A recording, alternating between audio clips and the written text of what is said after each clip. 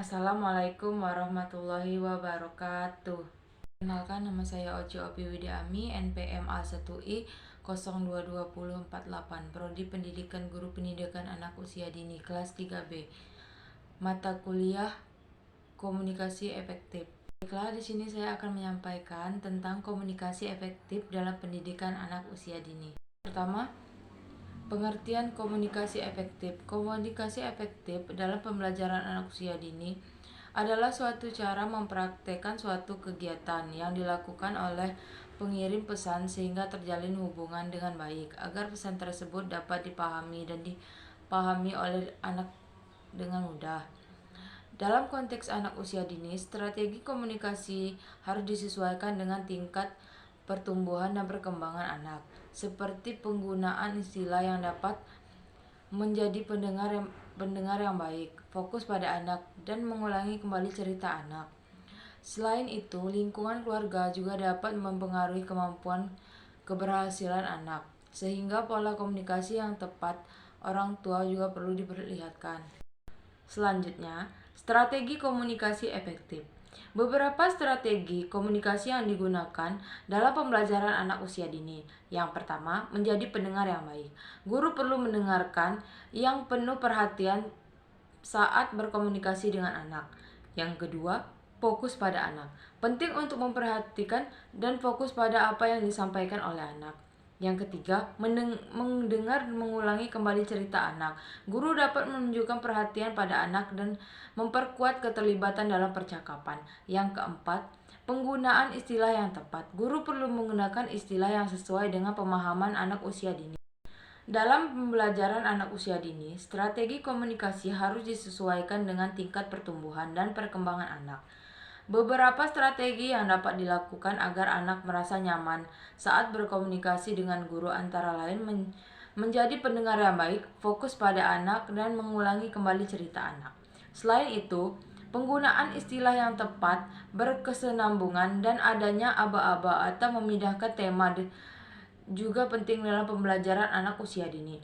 Perkembangan strategi komunikasi berawal dari perkembangan bahasa anak, sehingga perlu memperhatikan perkembangan bahasa anak dalam menyusun strategi komunikasi.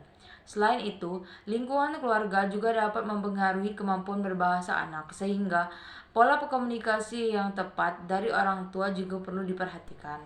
Selanjutnya, model-model komunikasi efektif dalam pembelajaran anak usia dini. Yang pertama, model komunikasi internasional.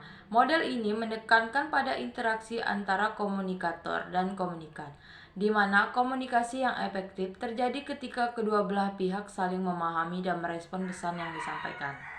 Kedua, model komunikasi persuasif.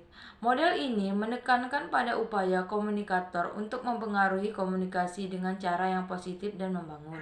Yang ketiga, model komunikasi partisipatif. Model ini menekankan pada partisipasi aktif dari kedua belah pihak dalam proses komunikasi, di mana komunikasi yang efektif terjadi ketika kedua belah pihak saling berpartisipasi dan merespon pesan yang disampaikan.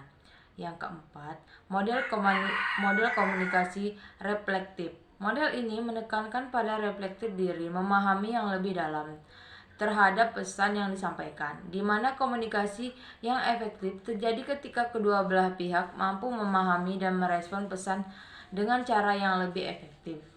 Selanjutnya, fungsi komunikasi efektif. 1. Membantu perkembangan bahasa dan sosial. Komunikasi efektif membantu dalam pengembangan kemampuan bahasa dan sosial anak melalui interaksi yang memadai dan pemahaman pesan yang baik.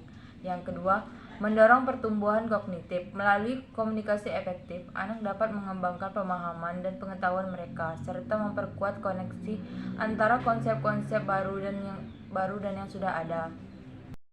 Yang ketiga, memperkuat hubungan antara anak dan orang dewasa. Komunikasi efektif dapat memperkuat hubungan antara anak dan orang dewasa yang terlibat dalam proses pembelajaran, sehingga menciptakan lingkungan yang mendukung pertumbuhan dan perkembangan anak.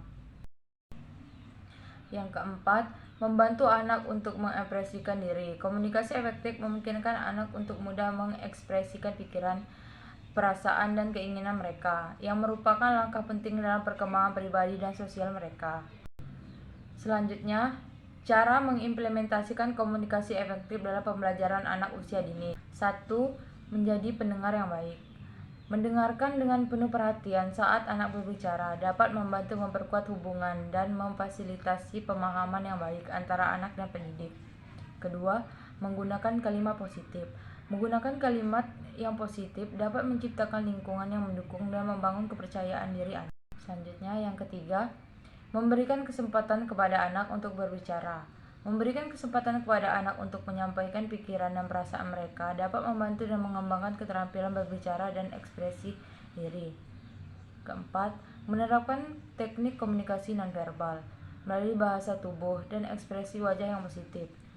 Anak dapat merasa lebih nyaman dan dalam dukungan proses pembelajaran.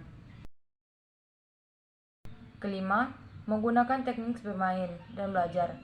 Mengintegrasikan komunikasi efektif dalam kegiatan bermain dan belajar dapat menciptakan lingkungan yang menyenangkan dan mendukung perkembangan anak. Yang terakhir, kesimpulan. Komunikasi efektif dalam pembelajaran anak usia dini memiliki peran yang sangat penting dalam mendukung perkembangan bahasa, sosial, dan kognitif anak secara menyeluruh. Beberapa cara untuk mengimplementasikan komunikasi efektif dalam pembelajaran anak usia dini antara lain dengan menjadi pendengar yang baik, menggunakan kalimat positif, memberikan kesempatan kepada anak untuk berbicara, menerapkan teknik komunikasi nonverbal, dan menggunakan teknik bermain dan belajar. Baiklah, mungkin cuma itu yang dapat saya sampaikan. Lebih dan kurang saya mohon maaf. Assalamualaikum warahmatullahi wabarakatuh.